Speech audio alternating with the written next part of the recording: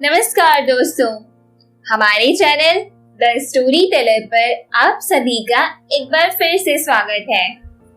दोस्तों, आज हम आपके लिए लाए हैं सिंहासन बत्तीसी की कहानी। आगे बढ़ने से पहले दोस्तों प्लीज हमारे चैनल को सब्सक्राइब करें, बेल आइकन प्रेस करें और वीडियो को लाइक और शेयर जरूर करें। सिंहासन बत्तीसी, जिसे संस्कृत में सिंहासन द्वात्रिंशिका और विक्रम चरित भी कहा जाता है, एक लोक कथा संग्रह है।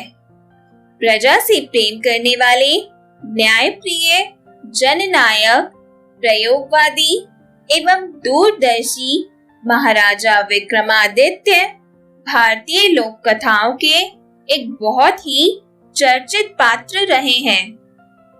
उनके इन अद्भुत गुणों का बखान करती अनेक कथाएं हम बचपन से ही पढ़ते आए हैं। सिंहासन बत्तीसी भी ऐसी ही 32 कथाओं का संग्रह है, जिसमें 32 पुतलियां राजा विक्रमादित्य के विभिन्न गुणों का कहानी के रूप में वर्णन करती हैं।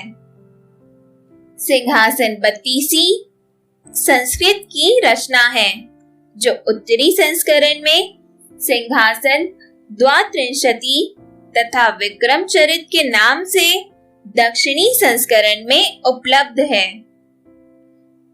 उत्तरी संस्करण के संस्कर्ता एक मुनि कहे जाते हैं, जिनका नाम क्षेभेंद्र था।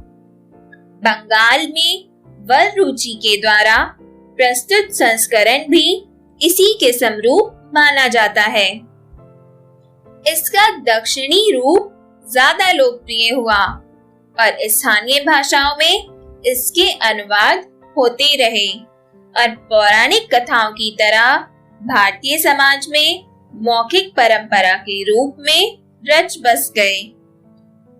इन कथाओं की रचना बेताल पचीसी के बाद हुई, पर निश्चित रूप से इनके रचना काल के बारे में कुछ नहीं कहा जा सकता।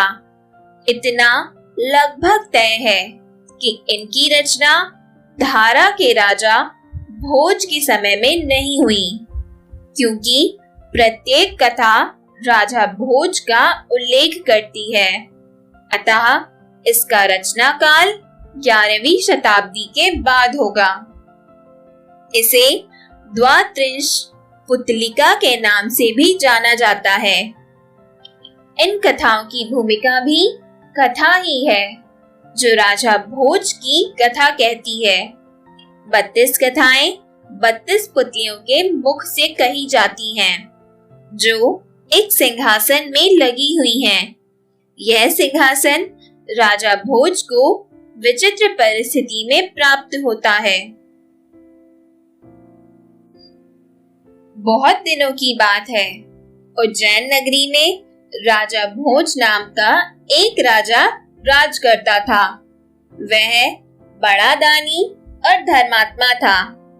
न्याय ऐसा करता कि दूध और पानी अलग अलग हो जाएं। उसके राज्य में शेर और बकरी एक घाट पानी पीते थे। प्रजा सब तरह से सुखी थी। नगरी के पास ही एक खेत था, जिसमें एक आदमी ने तरह तरह की बेलें और साग सब्जियां लगा रखी थी। एक बार की बात है कि खेत में बड़ी अच्छी फसल हुई, खूब तरकारियां निकली, लेकिन खेत के बीचों बीच थोड़ी सी जमीन खाली रह गई। बीज उस पर डाले थे, पर वो जमे नहीं। सो खेत वाले ने क्या किया कि वहां खेत की रखवाली के लिए एक मचान बना लिया। पर उस पर वह जैसे ही चढ़ा कि लगा चिल्लाने, कोई है? राजा भोज को पकड़ लाओ और सजा दो। होते होते यह बात राजा भोज के कानों में पहुंची। राजा ने कहा, मुझे उस खेत पर ले चलो, मैं सारी बातें अपनी आंखों से देखना और कानों से सुनना चाहता हूँ। लोग राजा को ले गए। खेत पर पहुंचते ही देखते क्या है कि वह आदमी मचान पर खड़ा है और कह रहा है, राजा भोज को फौरन पकड़ लाओ और मेरा राज्य उससे ले लो। जाओ, जल्दी जाओ। यह सुनकर राजा को बड़ा डर लगा। वह चुपचाप महल में लौट आया। चिंता की वजह से उसे रात भर नींद नहीं आई। जैसे तैसे उसने रात बिताई। सवेरा होते ही उसने अपने राज्य के ज्योतिषियों और पंडितों को इकट्ठा किया। उन्होंने हिसाब लगाकर बताया कि उस मचान के नीचे धन छिपा है। राजा ने उसी समय आज्ञा दी कि उस जगह को खुदवाया जाए।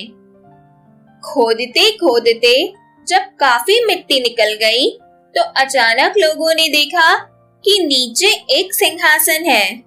उनके अचरज का ठिकाना नहीं रहा।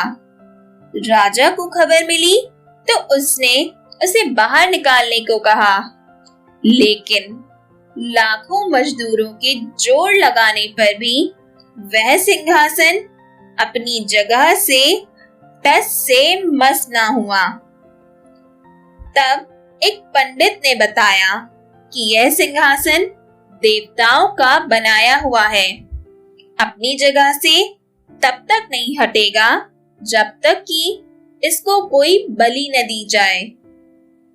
राजा ने ऐसा ही किया। बलि देते ही सिंहासन ऐसे ऊपर उठाया मानो फूलों का हो। राजा बड़ा खुश हुआ। उसने कहा कि इसे साफ करो। सफाई की गई। वह सिंहासन ऐसा चमक उठा कि अपना मुंह देख लो। उसमें भांति भांति के रत्न जड़े थे, जिनकी चमक से आंखें चौंधी आती थीं। सिंहासन के चारों ओर 8-8 पुतलियां बनी थीं।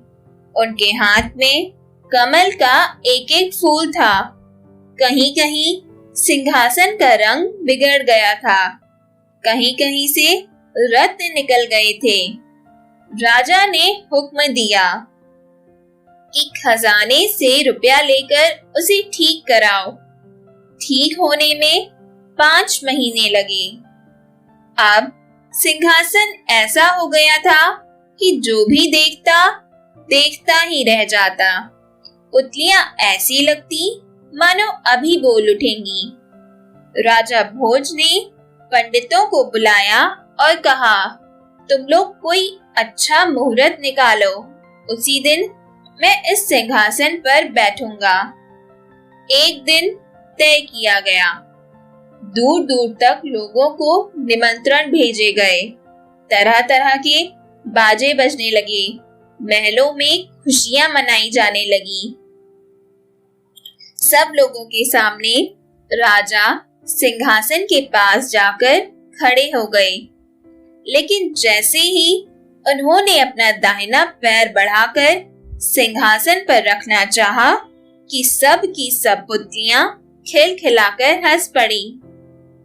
लोगों को बड़ा अचंभा हुआ कि ये बेजान पुतलियां कैसे हंस पड़ी।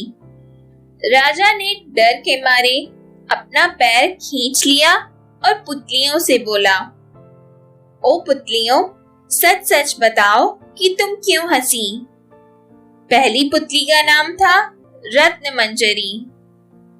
राजा की बात सुनकर वह बोली, राजन, आप बड़े तेजस्वी हैं, धनी हैं, बलवान हैं, लेकिन घमंड करना ठीक नहीं। सुनो, जिस राजा का यह सिंहासन है, उसके यहाँ तुम जैसे तो हजारों नौकर चाकर थे। यह सुनकर राजा आग बबूला हो गया। बोला, मैं अभी इस सिंहासन को तोड़कर मिट्टी में मिला दूंगा। पुतली ने शांति से कहा, महाराज, जिस दिन राजा विक्रमादित्य से हम अलग हुई, उसी दिन हमारे भाग्य फूट गए, हमारे लिए सिंहासन धूल में मिल गया। राजा का गुस्सा दूर हो गया। उन्होंने कहा, पुतली रानी, तुम्हारी बात मेरी समझ में नहीं आई, साफ साफ कहो। पुतली ने कहा, अच्छा सुनो। और इसके बाद पहली पुतली रत्नमंजरी ने राजा भोज को राजा विक्रमादित्य की एक कथा सुनाई। वो हम सुनेंगे अपनी नेक्स्ट वीडियो में। और अब हम सुनेंगे चाणक्य नीति का एक सूत्र। एक पंडित भी घोर कष्ट में आ जाता है यदि वह किसी मूर्ख को उपदेश देता है, यदि वह एक दुष्ट पत्नी का पालन पोषण करता है या किसी दुखी व्यक्ति के साथ अत्यंत घनिष्ठ संबंध बना लेता है।